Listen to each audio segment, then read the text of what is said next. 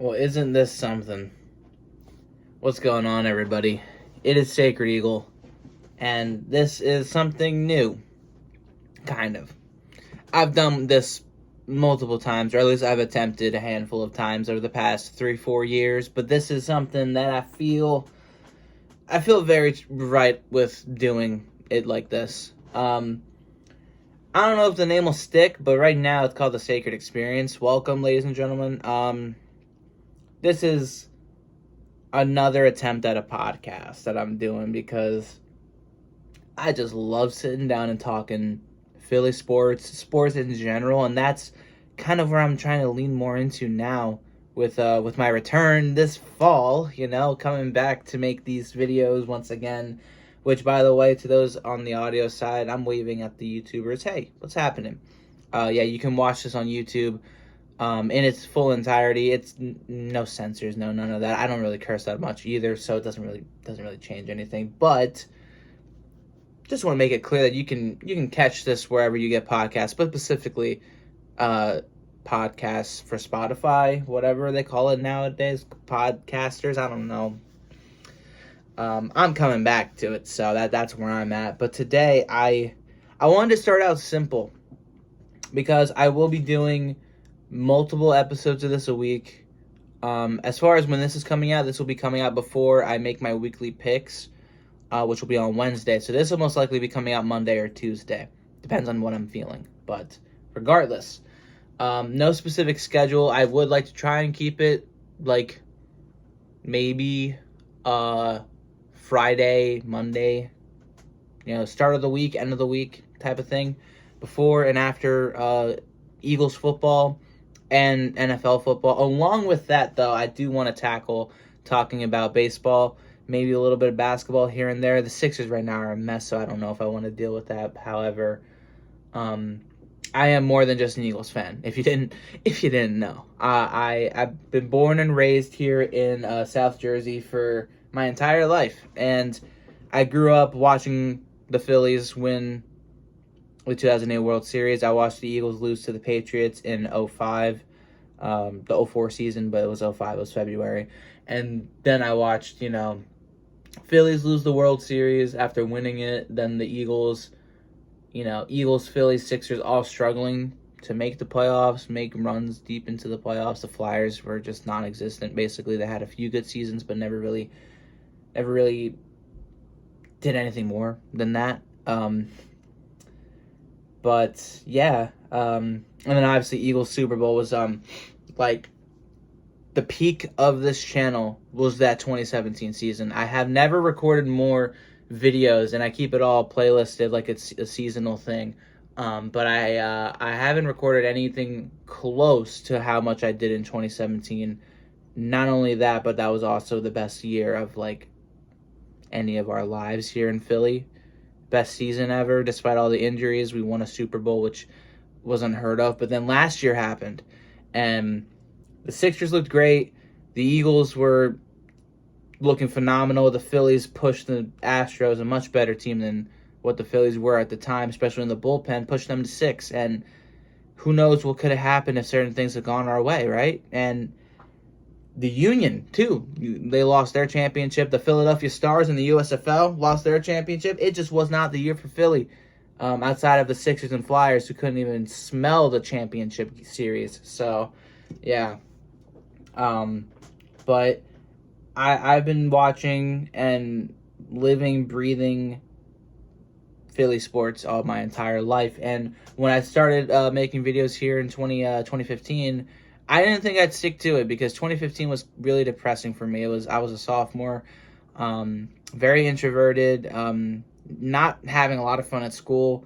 But then 2016 kind of turned things around, and I really got into it. I got more friends. I got more active with my friends, and the rest is history. I've been doing this pretty consistently. This has been the first time since 2015 where I've been really inconsistent. 2023 has been weird. But I'm here, I'm back, and welcome to this podcast.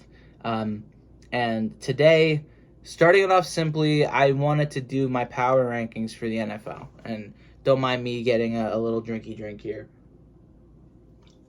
My voice is very sensitive. it comes and goes, and it cracks a lot. But yeah, I wanted to do my power rankings because I feel like, especially the NFL, I'm not shading the NFL. I want to get an internship at NFL Films, so hey, who knows what will happen there. But I feel like they're very, very, their power rankings are very hit or miss. I'm not even talking about us being like 2 or 3 or supposed to being 1 or whatever. I really don't care about that. We're a top 3 team in the NFL. That's all that matters.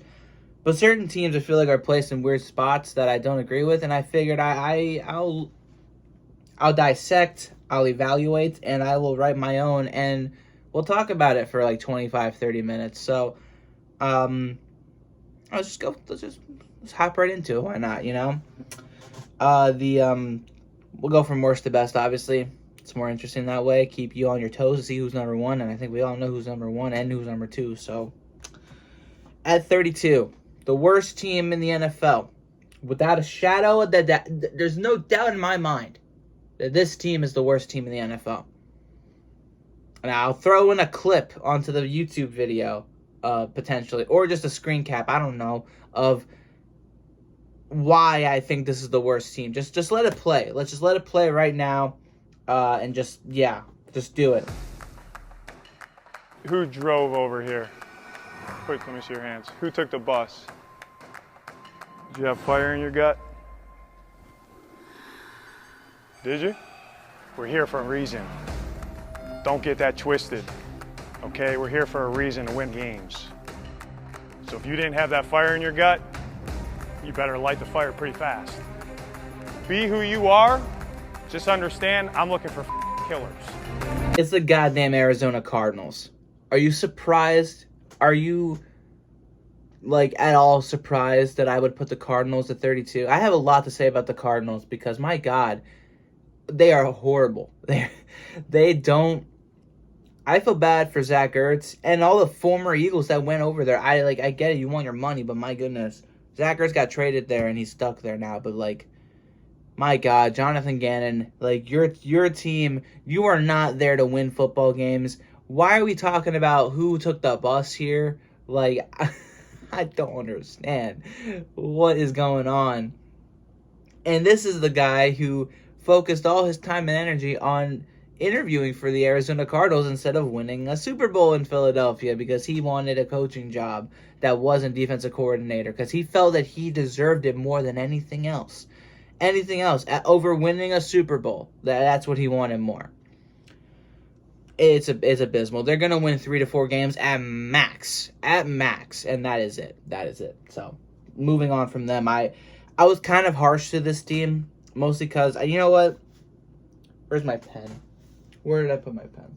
I have a pencil. I don't know where my pen went, but I'm gonna change this. I'm gonna move this team up a bit because I don't agree with where I put them. So let me just like put them above. Yeah, put them right about there. They're 27 now. We'll get to 27 in a second. So at 31, and it's kind of close. And I'm a little harsh, and I talk about that in the prediction video because I don't think that they're all that bad, but they are not going to be good. And that's the Tampa Bay Buccaneers. They I don't know, man. I think a big part of it has to do with Todd Bowles and the way that he runs his operation. I don't think he's a good coach. I think he's a great defensive mind and defensive coordinator, but as a head coach, we've seen him struggle in New York, and we're going to see him struggle even more now. So, yeah, I can't put it all on Baker Mayfield. I feel like Baker Mayfield just gets memed and clowned on a lot, and I know he's not the greatest talent. I'm not trying to defend him or anything, but I'm just saying I don't think he's the worst quarterback we've ever seen, even though his numbers may prove otherwise, especially last year. But last year was just with the Panthers, and then got thrown into the Rams because the Rams had no quarterback. So, but they'll be a 4 or 5 win team. They won't get blown out or anything like that. I feel like their defense will be okay. It's just a matter of can that offense put everything together. At number 30, got the Houston Texans. This is an up-and-coming team. 4 to 5 wins. D'Amico Ryans, I believe he is going to be a phenomenal coach. I think he's going to do a great job there. And I can already see good things happening in the near future for that team. And I don't really want to say much else, but we'll see. We'll just see how the quarterback goes. C.J. Stroud, we'll see how he performs. I think that's the only real question mark that we got. Moving on from that, though, 29, the Las Vegas Raiders. Jimmy G is no upgrade. He is a downgrade from Derek Carr. Josh Jacobs is unfortunately stuck in Vegas. So is Devontae Adams, and freaking Josh McDaniels is going to waste all of their careers, and it's going to be so disappointing. Max Crosby, just like everybody that they got over there. It's such a shame. Such a shame. But I really do not see anything good coming from the Raiders this season. I don't think they'll be god-awful. They'll get 5 to 6 wins. Maybe not be in last place. That depends on the Broncos specifically and how Sean Payton can turn that team around. If he can, if it's possible. We don't know. We'll see. But, yeah. They're not going to be good, and that's why they're at 29. And at 28, I have the Los Angeles Rams. I'm being kind of nice to them. I feel like they could definitely be worse. But most of the issues that they had last year were due to injuries. And now you have also people leaving the team. They're just not going to be a good team. They got a good coach. Sean McVay is a fine coach. Very good mind, football mind. Matt Stafford, he's getting up there in age. They need to look for a future quarterback to carry their future, moving forward. Cooper Kupp, if he can stay healthy, we all know he's one of the greatest in the game. And Aaron Donald is one of the greatest can't speak. Aaron Donald is one of the best defensive players. We know this, but at the same time, that is not enough for you to win. And that's what we want to see. We want to see these teams win. And if you can't form a team that can win from like the dynasty talk, like there are dynasties that could have been. There are dynasties that have been. The Patriots recently, the Chiefs. If they can pull off a back-to-back now, they're 100%. Like they're on the cusp of being a dynasty. I don't agree with Stephen A. Smith's whole thing of they never won back-to-back, so they can't be a dynasty. They've made how many Super Bowls now? 3 out of 4 seasons, and they've won 2 of them. How are they not on the cusp at the bare minimum of being a dynasty by that standard by itself? If they go this year and they win Super Bowl 58, they're 100% a dynasty. That is out of the 100%. And it didn't even need to be back-to-back. If they, say for example, this year, the Lions win. And then next year, the Chiefs win. The Chiefs are still a dynasty. I know we're looking at the past dynasties of, like, the Cowboys and the Niners. But, like, they had an off year. They all didn't win in succession. The Patriots did twice, and that's why, and that's another thing. The Patriots, it was a span of near 20 years, 2000 to 2019. Like, that was a dynasty. The amount of playoff wins they had, appearances, divisional titles, championship appearances, Super Bowl appearances, and wins. The Chiefs right now haven't missed a playoff appearance since, like, 2014. They've been in how many championship games and have hosted how many back-to-back years? Like 5 straight? And they're not a dynasty. It's just, the Rams right now, man, they could have been, but they lost so much and they got hurt so quickly after winning a questionable one. I feel like if the Bengals had one more offensive lineman and gave Joe Burrow a second longer on that 4th down play, things could be very different. And maybe the Bengals wouldn't be on the list of teams without a Super Bowl ring, but didn't happen. But the Rams, became one of the worst Super Bowl reigning champs ever the following season. So, yeah, they're going to be down there. That's why they're at 28. And at 27, the team that I was a bit mean about, a little too harsh with, Indianapolis Colts. Anthony Richardson is going to struggle. He's going to do what rookies do. They're not going to have the greatest year. They're not going to be, phenomenal. They're not going to be ecstatic or whatever, but could prove me wrong. Jonathan Taylor, he's still there. You got Pittman at wideout. Got a pretty good O-line. And then you got a good offensive mind in Shane Steichen, that he's dealing with a quarterback that was familiar, that's not familiar, but is similar to the guy he's had the most success with, and that was Jalen Hurts. So I like the chances of Steichen turning the Colts around. Right now, I have him at 27, but that could change. It could go up because I don't think the South is that closed off. I don't think the Jaguars are runaway victors, nor do I think the Titans are much of an opponent to fear. So even with D-Hop, and we'll get to the Titans very, very soon. But yeah, I'll put them at 27, and I have it broken down here: 27 to 32. Those 6 teams, they are the rebuilding / bad teams. They're a mixture of teams that are young and up and coming with new head coaches, new quarterbacks, and so on, that are in the rebuilding phase of their organizational history. Like this is that time for them. From here on out, we got the up and coming teams that are truly up and coming, that they're in the middle of their rebuild, but they have a few pieces, and their situation isn't as bad as those ones underneath. So at 26, I have the Carolina Panthers.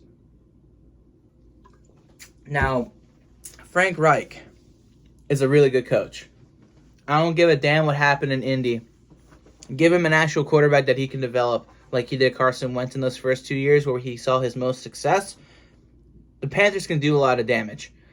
They got Miles Sanders, who's a solid running back, and they got a pretty good amount of pieces around that I can say 6 or 7 wins seems pretty fair. I got nothing bad to say about the Panthers. They're, again, in the middle of a rebuild. They're up and coming, and they look good. Not great, but not awful. The awful teams were beyond them. At 25, I got the Chicago Bears, and they're on the same boat, but they're a little bit more advanced because they got DJ Moore, David Montgomery. They got a lot of good pieces around Justin Fields to help him win games, and I can see them winning 6 or 7, maybe even 8, depending on how the games and opposing team situations tend to change throughout the season, because you can never really predict to a T what's going to happen in the season. I did one year. I called all the injuries and all the good things about 2017's Philadelphia Eagles, including the Super Bowl win. Was it satire? Mostly, but I saw the outcome, and I did it.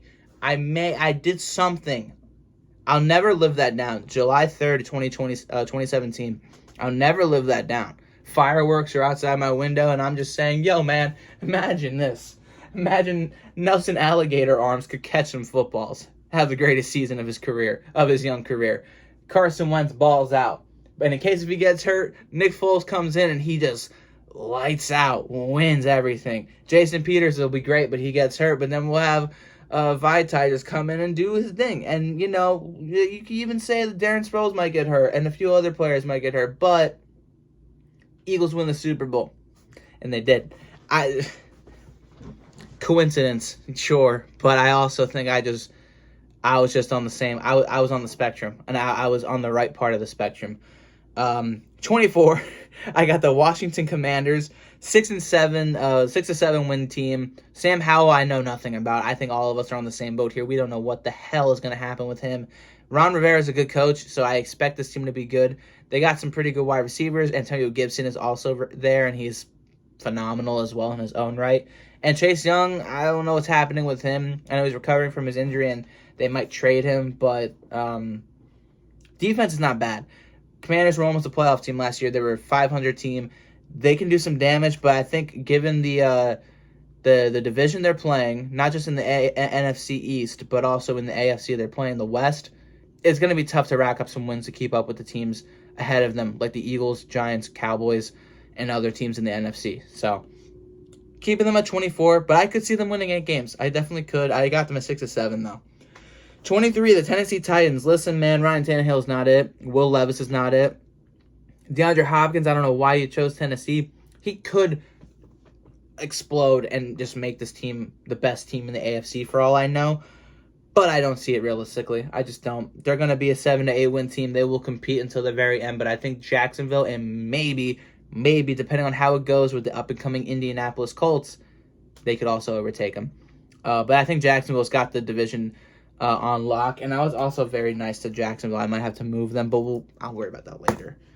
They're way up there. I'm surprised. I surprised myself last night, but anywho, Atlanta Falcons. I'm gonna try and speed run this. This is the up and coming, the end. We're in the middle of this up and coming round of teams. So Atlanta Falcons 7-8. I don't know what the hype is with this team. I know they got Bijan Robinson, but at the same time, we need to see more Desmond Ridder. We need to see more development from Kyle Pitts.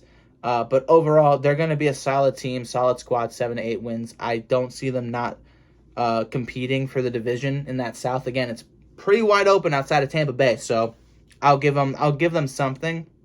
But I still think the Saints are the best team in that division. Green Bay Packers are at 21, 7-8 wins. It could be 9 depending on how good Jordan Love does. That defense is going to be solid. And outside of that, they got Aaron Jones. They got Christian Watson. They lost a lot of pieces that went to New York to play with Aaron Rodgers again. But still, solid team that will be able to win games and give the Vikings and Lions a hard time. Not hard enough, though. They'll probably still lose games. Number 19, the Denver Broncos. Like I said earlier, I think Sean Payton can definitely, work some things out to make Russell Wilson better than what he was last year. I think coaching had a really big part in what was happening last year offensively.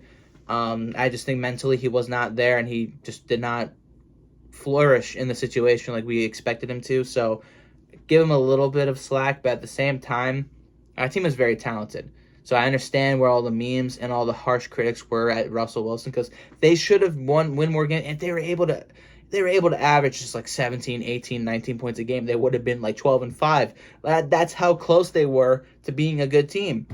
Their defense is phenomenal. It's unreal. So there's a lot of potential there, and I think that if they can just put the pieces together in the right way, they can make a good run for it. Pittsburgh Steelers come in at number 18. Not at number 8. So another 7-8 win team. This team is going to be solid. Defensively, they're going to be solid. They got some good offensive weapons. And Kenny Pickett, if he can keep taking strides in the right direction, yeah, this team is at least going to have another 9-win season to keep Mike Tomlin from having a bad season. 100%. Number 17, New York Giants fans, where you at?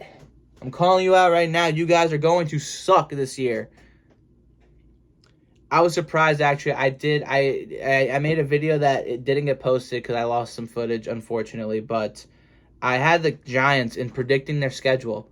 I had them going 7-10. I had them hitting a few roadblocks where they would lose multiple games back to back that I did not expect, because I know that the Giants did upgrade at positions. They did do a lot of good things in the offseason. However, it's not like you can just put all this together like that. Like the Eagles, for example, yeah, they were a 14-win team last year. They were a 9-win team the year before. They were a 4-win team the year before. It was a slow, gradual turn up. The Giants kind of just immediately went up to 9 after a few bad seasons where, coaches, players, quarterback play, all in question. And now Brian Daboll, a great coach, came in, shaped out Daniel Jones. This team became really, really good. I was surprised. However, I don't think that that's going to happen this year. I personally, honestly, realistically, believe I'm going to be wrong with what I'm saying. I think I also just like messing with the Giants fans. They're going to be good. I can see another 9-win team from them. It's just going to be tougher given who we're playing. We're playing a difficult division in a very competitive year where there's a lot of good teams trying to make playoff pushes in the wild card. They're going to have to compete with Dallas. The Commanders aren't too far behind them. It's just a matter of their quarterback play. How good is him? How going to be?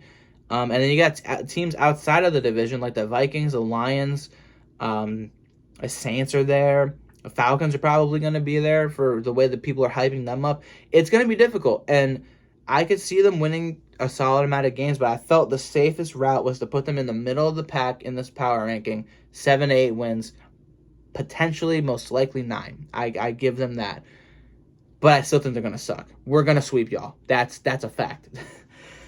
Number 16, middle of the road. Now we're in the mid category now. 17 to 26, we're up and coming. We're in the mid category because these teams are mid. These teams aren't good, nor are they bad. They're not up and coming. I feel like the up and coming teams have more of a potential at scaring me as a fan when it comes to facing my team, as opposed to these three, because these three, I don't know. I just feel not that threatened by them. And number 16, the Cleveland Browns. NFL got them at 13. Like, excuse me? Did you all see Deshaun Watson last year? He did not look good. They won better. They look better with Jacoby Brissett, and now he's a Commander. So, like, hell, the Commanders, if Sam Howell doesn't work, put in Brissett, they might win 10. They might win 10 games. I don't know why. Like, I don't. Browns got a good team. They got a solid team, but I don't think they're gonna be that good. Not in that division. Not with the Ravens. Not with the Steelers defense, and not with the Bengals, who have the most playoff experience out of all 4 of those teams right now. Like, I don't know. I don't see it. 8 wins, middle of the road. They'll be solid. They will compete. They will look good, but I don't think they're on that level just yet. That's why they're further up than the up-and-coming teams, because those teams are up-and-coming. This team is kind of middle of the road, trying to find their footing, because it's been a very interesting past 4 seasons for them. And they got a few pieces, but they still need to figure some things out. 15, Minnesota Vikings. They're taking a huge dip because I think they're going to regress. I don't think that defense has improved all that much. Losing Dalvin Cook is going to hurt them more than they realize. Trust me, it's going to hurt them more than they realize. And Kirk Cousins never really impresses me. He's always been consistent, but he's never been able to step up when they need him to the most, and that's the biggest thing. So, with that said and done, 15, 8-9 wins, playoff caliber team for sure, but they're the most mid of all mid playoff teams in this list. And number 14, the New Orleans Saints, the highest NFC South team, because, yeah, I mean, they honestly fit more in the up and coming, but they got Derek Carr, who I feel like is going to really shape out that team to be a lot better. They got some good pieces. Jimmy Graham can still play. He can still do. He still got it. And I don't know. I like what the Saints as a team overall, what they have. That's why I gave them the solid 9 wins. They're probably going to win their division and host a playoff game for the first time in a handful of seasons. So kudos to them. I'm excited for them. Number 13, Detroit Lions.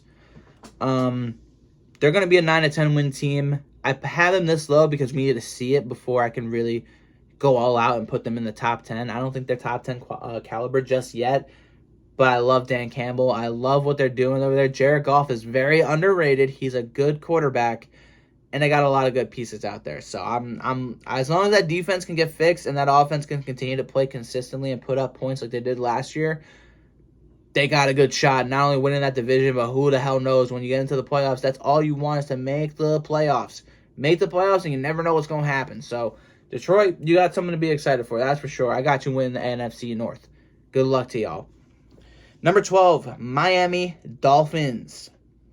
And now this is where I'm going to probably start switching things up a bit, but I got the Dolphins a 9-10 win team, mostly because Tua is injury prone.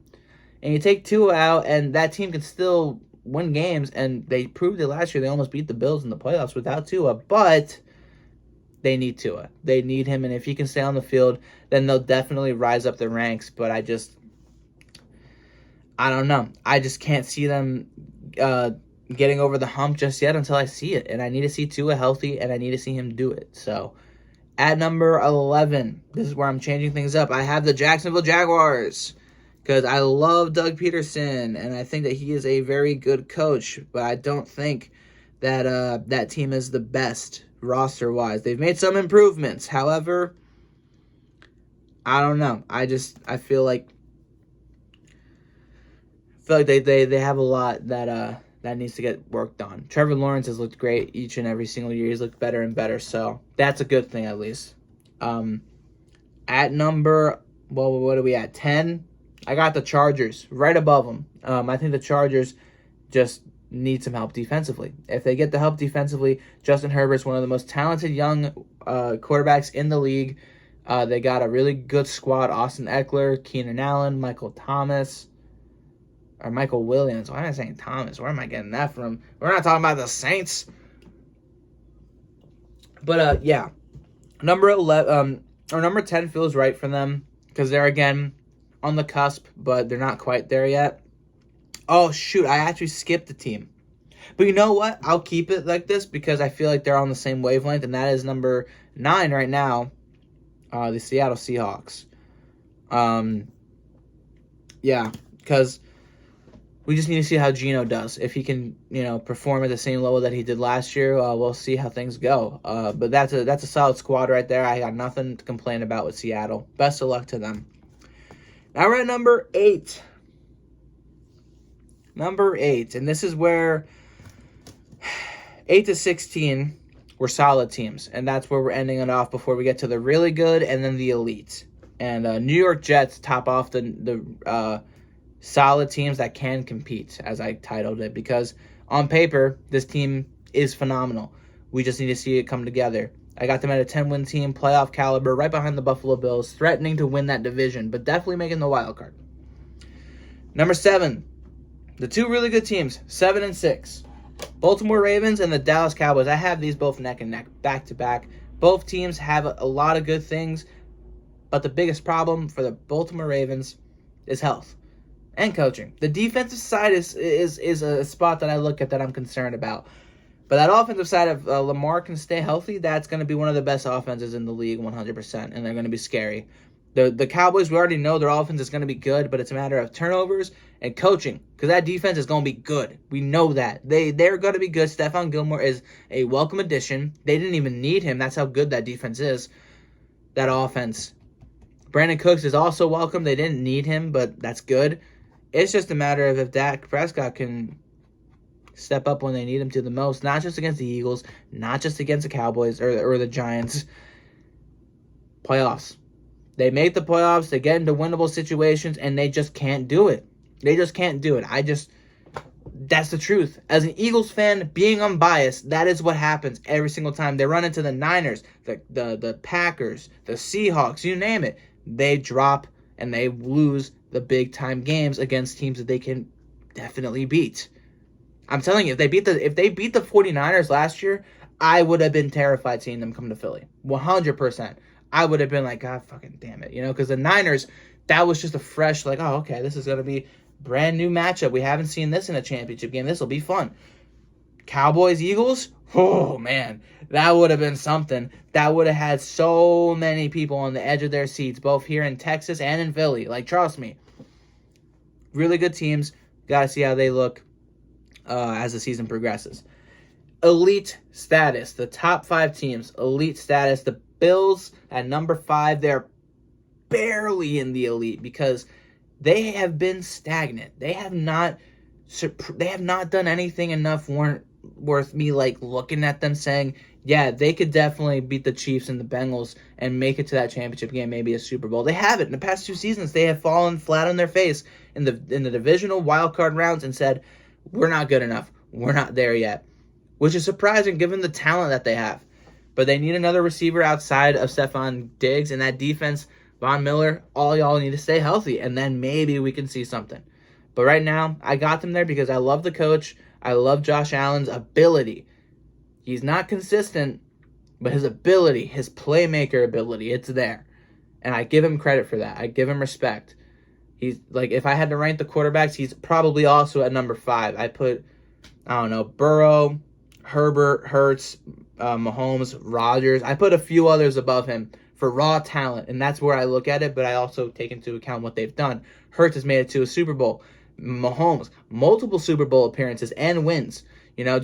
Herbert, I only put him up there because of raw talent. He hasn't really done much in the playoffs yet to warrant me, putting him any higher. Rodgers, Super Bowl winner. He's done it all. He's a 4-time, or however many, 2-time MVP, all that stuff.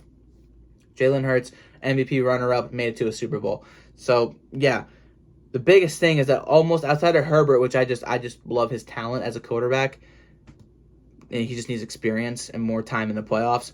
Allen has the playoff experience, but he doesn't have the victories. He doesn't have the accomplishments, and that's where I fall with him. But yeah, Bills at 5 feels right to me. At number 4, I have the San Francisco 49ers. Now, Niner fans, don't come in here and start crying, okay? You guys have been the most annoying fan base of all time in the offseason this year. You took over the Cowboys for being the worst fans this offseason because of how much you cry about what happened, what shoulda, coulda been. Get over it. The Cowboys stop crying and just say, this is our year. And we look at them and laugh, and that's it. You guys won't shut the fuck up about losing the way you lost. Get over it. It happens. It happens to everybody. It happened to us in 2019. We understand losing your quarterback in a playoff game it hurts. I understand. But my God, you have a really good offense, really good defense, and a really good coach. I don't understand why you guys are so just all constantly crying and talking shit to the Eagles. We're not saying anything to you. It was it's just the way the game happened. Get over it. Move on. Move on. The Niners, you're going to win your division. 10-11 win team. You're going to compete for that number 1 seed. And you are going to most likely make the championship game against us or anyone else. You're most likely going to. That's what's going to happen. It's just a matter of can Brock Purdy both rise up to the occasion, because we haven't seen him do that, and stay healthy. Haven't seen him do that either. Now you got Sam Darnold behind him. Oh, man. I'm scared of Sam Darnold. I don't know. You guys are number 4 because the other 3 teams feel more accomplished and more ready to win. More, like, solidified. And those 3 teams, the Bengals, 11-12 win team. I love that team and what they can do. And I expect them to be in another championship game. Whether it's against the Chiefs or not, we'll see. Number 2, my Philadelphia Eagles. One of the best rosters in the NFL. One of the best backfields in the NFL. The only area of concern that I personally have, and I'll talk about this more on Friday when I talk about the Eagles matching up against the Patriots Week 1 on Sunday at 4:30 on CBS in Foxborough, is the safety position and a little bit of the linebacker. It's kind of like the same deal that we've always had. Defense is okay up front. Corners are nice. Safeties, they look good. They're young and they're fired up. They're amped up and ready to go. Linebackers, I'm a little concerned about. Nakobe Dean looks good, but outside of that, I don't know. We'll see. But this team is ready to go. Good coaching, good players all around. One of the most talented rosters, especially on the offensive side.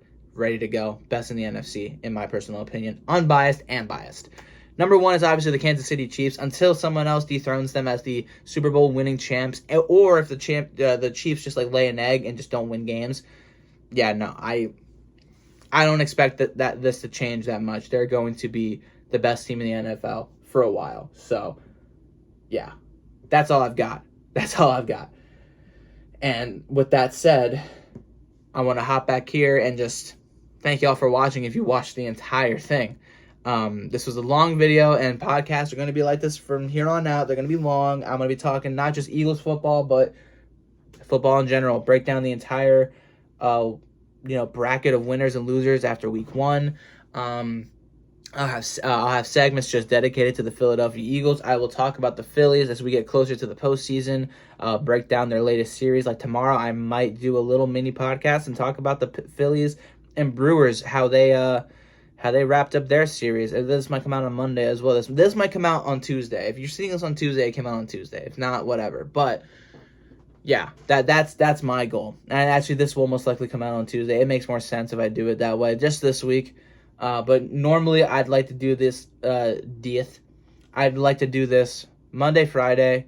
But there won't be any consistent schedule. Follow me on and the links on YouTube will be in the description. Follow me on TikTok, where I'll be posting a lot of like using filters, reactions to certain things happening in the NFL, reactions to the Eagles games and Phillies games and things like that. Just if you want to see some extra content and talk with me more about sports and football in general, because this YouTube is YouTube, but there's other places that I'm on that I'm always constantly retweeting or posting or reacting about things. So Instagram link will be down there as well. I do have a new Instagram that I will be posting some clips on. So if you want to contact me and watch my stuff over there, feel free. I'll be posting reels and just normal posts in general about Phillies, Eagles, Flyers, Sixers, all of them, all that good stuff. Thank you all for watching this first episode of The Sacred Experience. I still don't know if the name is going to stick. If it rolls off the tongue better than the Sacred Eagle podcast, because I feel like this is more than just me talking about the Eagles. This is going to be me talking about whatever the frig I want, and that's what I'm looking forward to. So, appreciate you all. Thank you for listening. Subscribe if you want to see more content like this. Give it a thumbs up. Help the algorithm out. Get me out there more. This almost just fell. I will see you all in the next one. Fly Eagles fly. Peace out, y'all.